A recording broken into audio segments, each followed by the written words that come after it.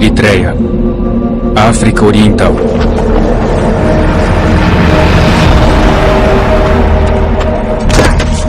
Disseram-lhe que renunciasse a ser um cristão evangélico. E ele respondeu que não faria isso. Disseram-lhe, não volte mais a orar. Ele apenas olhou para eles. Como deixar de orar? Disseram-lhe que haveria problema se ele continuasse a falar de Jesus para os prisioneiros. Disseram-lhe que seria torturado se insistisse em ler os trechos da Bíblia contrabandeados na prisão. Disseram-lhe que o livro era a causa de todos os seus problemas. Disseram-lhe, desista! Desista, pois é perigoso.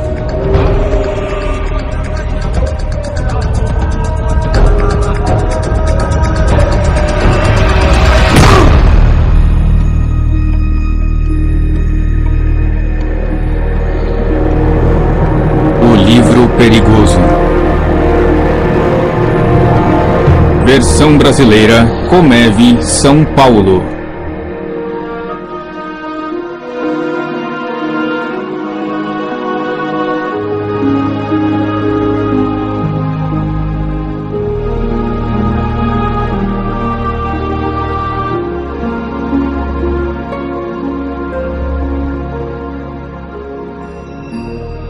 Não parece tão perigoso, mas Isaac, o prisioneiro que acabamos de ver, discordaria.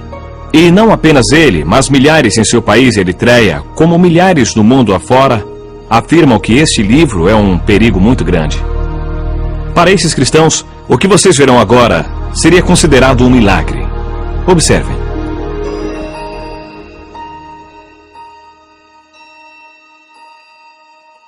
Ninguém chamou a polícia. Não me importunam. Não me mandaram embora. Não me preocupo nem um pouco em ser preso, torturado ou morto por ler minha Bíblia. Ler minha Bíblia não parece um milagre hoje em dia. Mas seria nos idos do século XVI. Naquele tempo, apenas sacerdotes podiam ler as Sagradas Escrituras. Alguns podiam ouvir, mas não podiam ler. Um homem chamado William Tyndale mudou a situação. Inglaterra, 1523.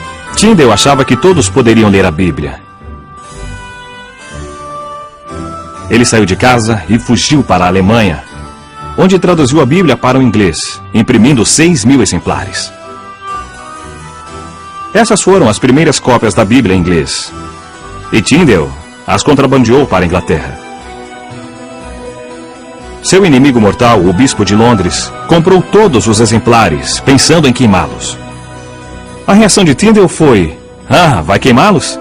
Pois eu muito me alegro, pois eu recebo o dinheiro dos livros e o mundo inteiro vai se indignar com a queima da palavra de Deus.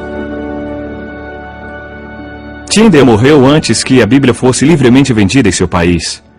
Suas palavras finais, ao ser enforcado e queimado por suas ações, foram: Senhor, abra os olhos do rei da Inglaterra. Sua prece foi atendida. O que o Senhor exige: pratique a justiça, ame a fidelidade e ande humildemente com seu Deus. Hoje, evidências da influência da Bíblia são comuns na sociedade ocidental. É até comum sua exposição pública, tão normal que chega a permear fatos da vida diária. Porém, isso é um milagre. A Bíblia está disponível para todos nós. Qualquer um pode comprá-la e lê-la sem medo. O que Isaac na Eritreia não daria para ter essa liberdade. E nós aproveitamos essa liberdade? Nós nos alegramos com ela? Usufruímos dela lendo a palavra e praticando-a? Não seria terrível se os que são proibidos de ler a Bíblia fizessem melhor uso dela que os que podem ler livremente? Um velho pastor chinês uma vez disse: existem apenas 3 tipos de cristãos no mundo e apenas um é verdadeiro. O primeiro tem a Bíblia, mas não a lê. Esse não vale. O segundo tem a Bíblia, lê, mas não tem amor por ela. Também não vale. O terceiro tem a Bíblia, lê e ama o que lê. É o tipo que muda o mundo.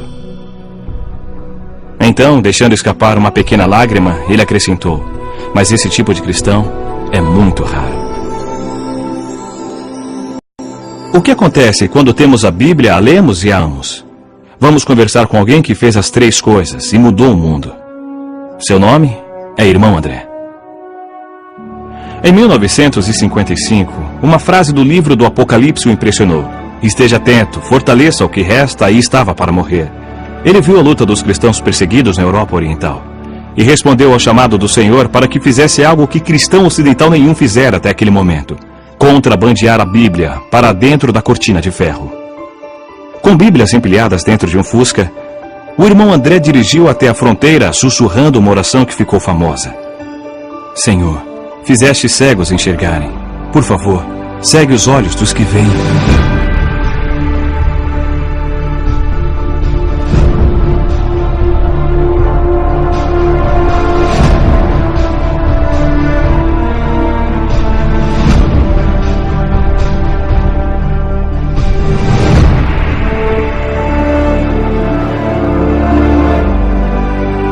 Deus respondeu a sua oração. E o irmão André ficou conhecido em todo o mundo como o contrabandista de Deus. Irmão André, os governantes ainda acham que a Bíblia é um livro subversivo e perigoso. E por que eles têm tanto medo da Bíblia? Porque a Bíblia nos faz novas pessoas. Qualquer sistema no poder, religioso ou político, teme a hora em que Deus entra na vida de alguém, porque agora ela serve a um novo rei. O apóstolo Pedro disse em Atos que devemos obedecer antes a Deus e depois aos homens. De repente, quem está no poder perde o controle sobre o homem que lê o livro. Nós, por meio desse livro, nos tornamos um povo de opinião, povo de convicções tão fortes que nada as abala, mas sempre baseadas no amor, na compaixão e sempre sob o comando direto do Senhor. E quanto aos cristãos que não vivem sob regimes totalitários? Há sentido em dizer que a Bíblia é um livro perigoso, mesmo vivendo numa sociedade livre? Sim, e essa é a razão dos ataques contra nós cristãos, porque lemos a Bíblia. O método é diferente, o efeito é o mesmo. Somos muito ocupados para ler toda a Bíblia. Nós seguimos alguns trechos, passagens selecionadas, versículos. Devemos nos tornar pessoas segundo a Bíblia, ler o livro inteiro, toda a obra, pelo menos uma vez ao ano. Se é demais, você é preguiçoso. Como esperar que o Senhor o abençoe, o use e o proteja se tem preguiça de ler sua palavra, pela qual milhares de pessoas foram mortas, profetas foram mortos por ela, os apóstolos foram mortos por ela, mártires da história da igreja morreram por ela, hoje pessoas morrem por ela, e deixamos a Bíblia na estante? Há uma história de uma família na Holanda, onde eu morei. Um pequeno garoto encontrou a Bíblia da família coberta de pó. Levou-a para a mãe e perguntou: Mãe, esse é o livro de Deus? A mãe olhou o livro e disse: Claro que é o livro de Deus. E ele falou: Por que não o devolvemos, já que não usamos? Há pessoas que desejarão percorrer o caminho que você trilhou. Então, dê-lhes um ponto de partida pelo qual poderão começar a viver segundo a Bíblia. Qual seria este ponto? Uma das minhas orações ainda é: Deus, faz-me verdadeiro. Eu aconselho que, ao ler a palavra, diga: Senhor, fale comigo, e o que me disseres, eu farei. E surgirá uma nova vida de aventura que o espantará. Deus o provará. Se Deus não o provar, me surpreenderei. Se você nunca for atacado pelo diabo, me surpreenderei. Mas como? Eu não sou digno de um ataque? Você pede por problemas quando segue a Jesus radicalmente. Mas nos problemas diga: aleluia, eu estou no caminho certo. Siga o livro, siga. Siga o livro. Isso mudará a sua vida. E é aí que surge o perigo. É quando precisamos que a igreja perseguida nos mostre o caminho. Durante a Guerra Fria, eu conheci um fazendeiro da Tchecoslováquia que jamais havia visto uma Bíblia. Ele pregou por 20 anos baseado em 10 capítulos de Atos e em 4 de 1 Timóteo, copiados à mão por sua mãe. Aquelas poucas páginas eram tudo o que ele conhecia da Bíblia. Quando lhe dei uma Bíblia inteira pela primeira vez em sua vida, ele ficou chocado.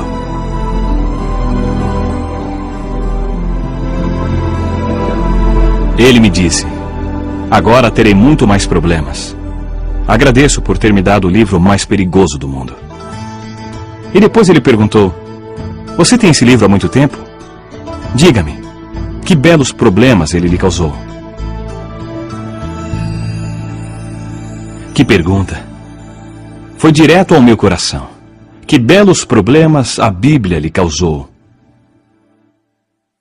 Ela deveria causar problemas para todos nós? Será que a Bíblia já me pôs em perigo? Ou é apenas um chamado aos irmãos Andrés deste mundo e daquele pastor tcheco? Parece coisa da Guerra Fria. Mas, na verdade, não é tão fácil gostar deste livro. Muitos de nós passamos por períodos talvez inevitáveis em que achamos a Bíblia um tanto difícil, entediante, diriam alguns. Respeitamos o livro, mas não lemos muito. Não é fácil admitir o fato. Mas nos lugares onde cristãos são proibidos de portar uma Bíblia, lugares onde as pessoas arriscam a vida por seguir a Jesus, a Bíblia tem um valor extraordinário. Encarar essas histórias pode mudar o modo como encaramos nossa Bíblia.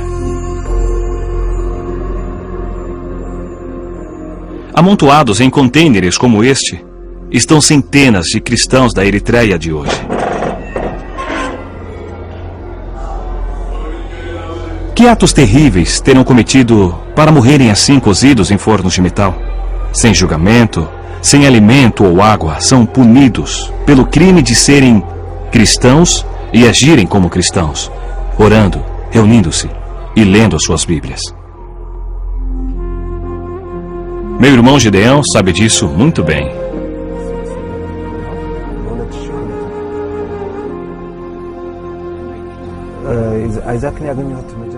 O comandante de Isaac costumava dizer que não o trocaria por 10 outros soldados.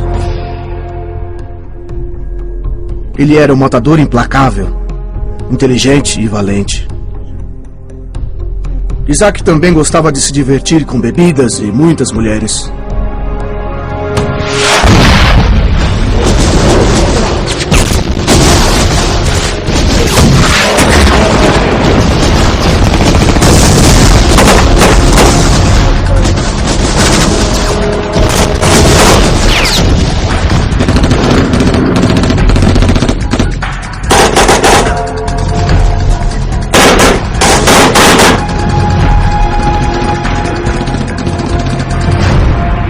No meio de uma guerra, sobrevivia como podia. Ele não respeitava os oficiais, que eram condescendentes, pois queriam que ele lutasse.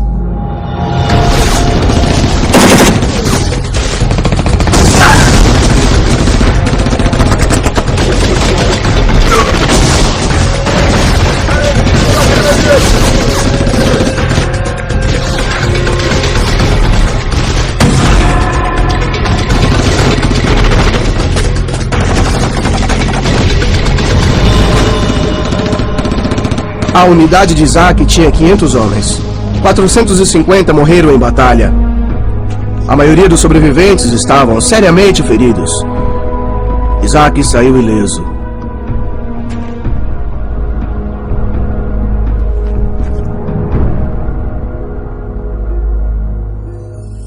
Dois soldados cristãos aproximaram e disseram: "Você foi poupado por um propósito. Deus deve ter planos para você, ou você também estaria morto." Isaac abriu seu coração e decidiu seguir a Jesus.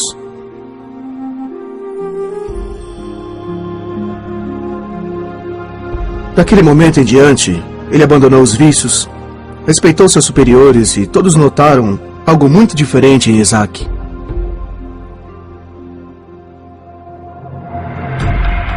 O comandante também reparou e ficou furioso. Disse a Isaac: "Você perdeu o instinto assassino. Preferia você insubordinado e bruto, em vez de cristão.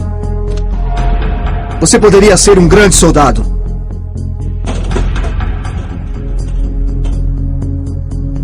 Ordenaram a Isaac se afastar dos cristãos. Proibiram que ele lesse a Bíblia.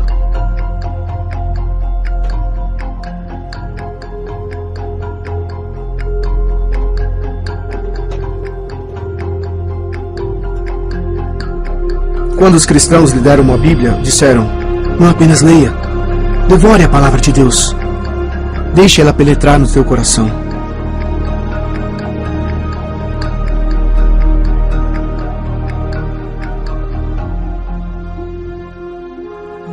Isaac tinha cuidado para que ninguém o visse lendo a Bíblia.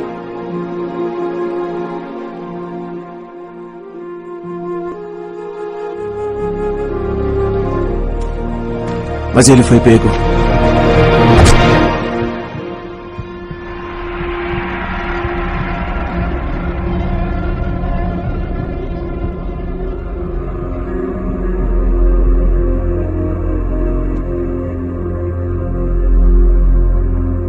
Após dias sob o sol, perguntaram a Isaac se deixaria de ler a Bíblia. E ele disse: "Não, eu não posso." As torturas aumentaram. Eles o amarraram e mantiveram na posição helicóptero por 7 longos dias.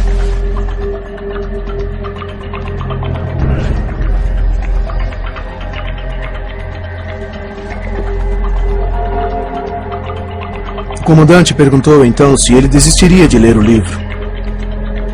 Mesmo assim, Isaac não concordou em deixar de ler a Bíblia.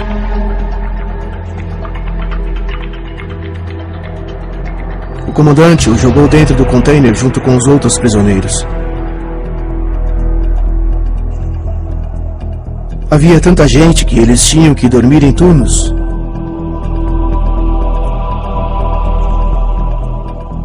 Durante o dia, o calor era terrível.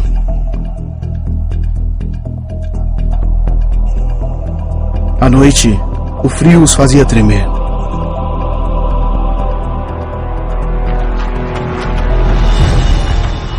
Propuseram a Isaac um fim para o sofrimento e uma promoção militar.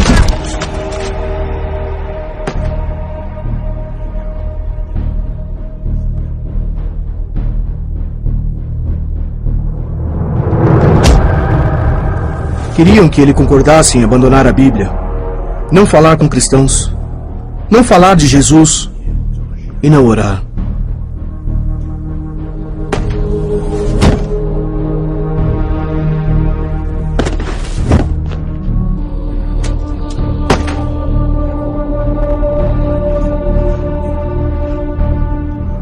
Por 9 longos meses, Isaac não assinou, não cedeu, ele resistiu.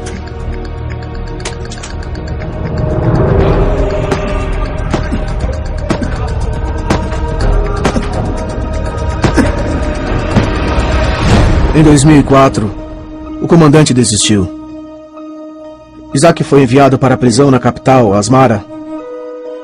Ele ainda está preso. Isaac tem apenas 26 anos. Jamais conheceu um dia sem perseguição. Ninguém sabe quem é Isaac fora da Eritreia. Mas na prisão, ele é uma lenda. Novos convertidos fazem fila para obter trechos de sua Bíblia. E ele diz: "Devorem este livro. Ele trará problemas a vocês, mas vale a pena."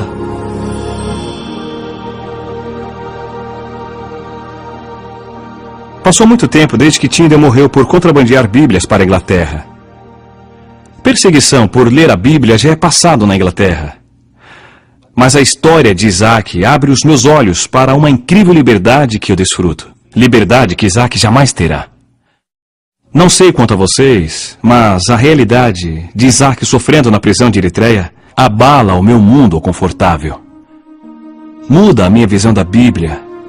Transforma a seriedade do meu compromisso.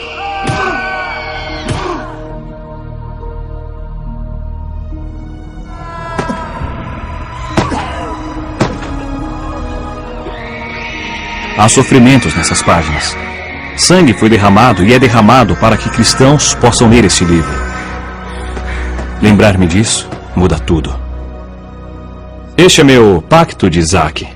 Isaac manteve-se firme e jamais assinou um papel dizendo que não leria mais a Bíblia. Eu me comprometo a ler a minha Bíblia de outro jeito. Primeiro, eu me alegrarei com a liberdade que tenho de abrir esse livro e lê-lo sem medo.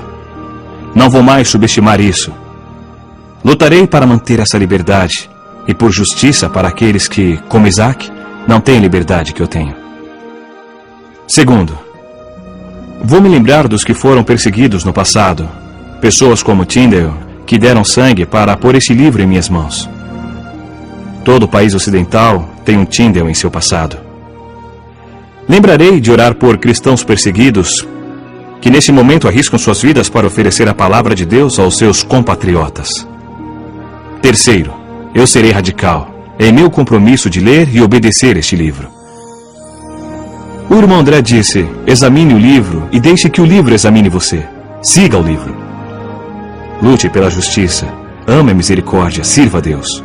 Talvez eu encontre problemas, o melhor tipo de problema. Problemas pela causa de Cristo. Nunca mais verei este livro da mesma maneira. Ele é perigoso?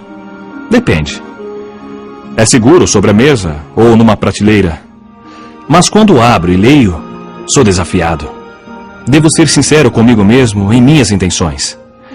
Deus pergunta, você seguirá o meu livro?